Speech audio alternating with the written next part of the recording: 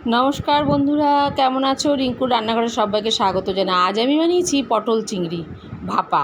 এটা একটা ইউনিক পটল চিংড়ি ভাপা। দেখো, চিংড়ি মাছ নিয়ে এসেছি বাজার থেকে। পটলগুলো কিন্তু কেটে দেখো আমি ভালো করে ছাড়িয়ে ভেতরের বীজগুলো সব ফাঁকা করে দিয়েছি। এদিকে একটু হলুদ মাখিয়ে নিচ্ছি।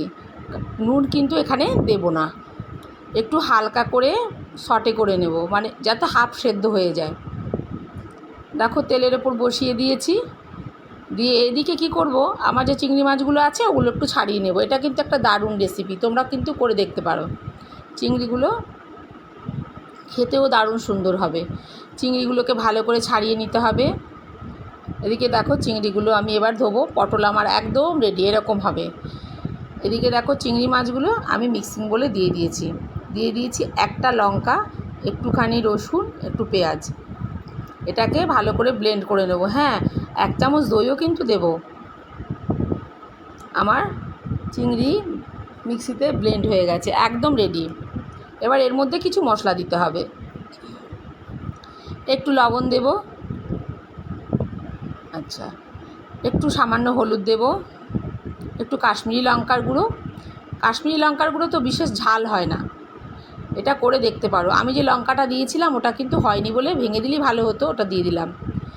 এদিকে তেল বসিয়ে দিয়েছিলাম, তাতে দিয়ে দিলাম গোটা জিরে, তেজপাতা। তার মধ্যে আমি আমার চিংড়ি বাটাটা দিয়ে দিয়েছি। ভালো করে নাড়িয়ে জাড়িয়ে নিতে হবে।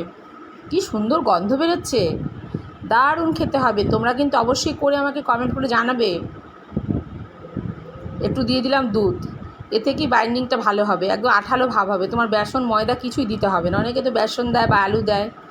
দেখো, পুরটা আমার রেডি। আমি পটলগুলোর মধ্যে পুরগুলো ভরে দেবো, চিংড়ির পুরটা। এক এক করে আমার পটলের চিংড়ি পুর একদম রেডি হয়ে গেছে। এভাবে কিন্তু করে অবশ্যই দেখবে।